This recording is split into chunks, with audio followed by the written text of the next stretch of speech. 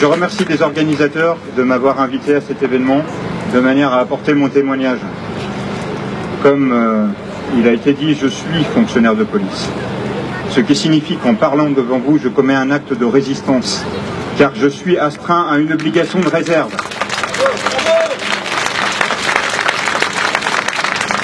Par conséquent, cet acte de résistance, je voudrais le dédier à mes collègues, et c'est en leur nom que je vais prendre la parole, à ceux qui ne l'ont pas, et qui sont aujourd'hui meurtris.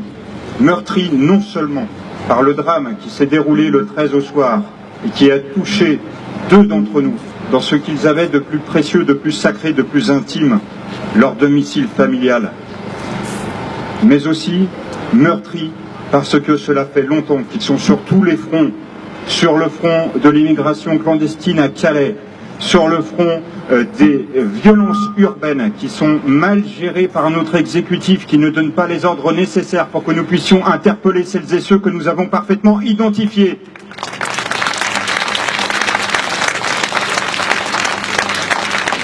Sur tous les fronts, car enfin, comme cela a été très bien précisé, nous sommes en sous-effectif, et depuis longtemps.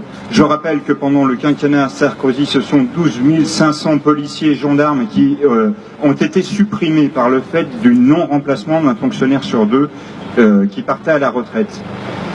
Ces postes n'ont toujours pas été compensés, alors que l'augmentation de l'activité policière ne cesse de peser sur l'activité de mes collègues qui se retrouvent, pour ceux qui sont en investigation, jusqu'à 200-300 dossiers par fonctionnaire. C'est ingérable. C'est ingérable et pourtant rien n'est fait. Nous savons que la menace terroriste pèse sur notre pays, nous avons identifié les auteurs, nous savions qui était ce monsieur Laroussi Abala. Il a été interpellé, il a été jugé, il a été condamné à 3 ans d'emprisonnement pour avoir organisé une filière djihadiste entre la France et le Pakistan en 2013. Que faisait-il dehors ?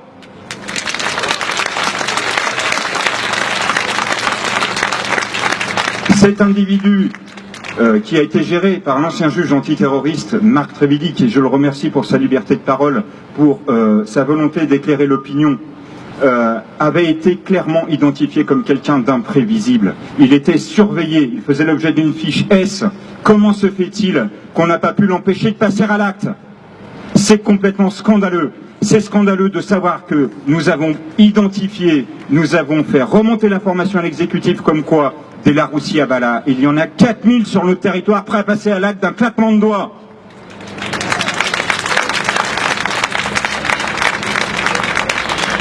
Tout cela, mesdames et messieurs, c'est une question de volonté politique. C'est une question... Il faut refuser ce discours qui est tenu par notre exécutif, qui consiste à dire il faut être résilient, c'est-à-dire vivre avec, c'est-à-dire faire comme si, de toute façon, c'était une fatalité. C'est complètement faux. Nous avons, pour peu que nous ayons les instructions claires, les moyens de vous protéger. Mais je vais désigner des responsables, ça ne va peut-être pas vous plaire, mais les principaux responsables, je vais vous le rappeler, mesdames et messieurs. Ce sont celles et ceux qui ont voté pour François Hollande. Ce sont celles et ceux qui ont voté socialiste. Ces gens-là ne sont pas arrivés au pouvoir par un coup d'État. C'est pourquoi je réitère l'appel à la résistance que j'ai lancé à l'ensemble de mes collègues. Je les appelle à faire la même chose que moi, à se départir de leur obligation de réserve, de manière à informer la population, car ce sont eux les électeurs qui peuvent mettre à notre tête un exécutif qui tient la route. Merci.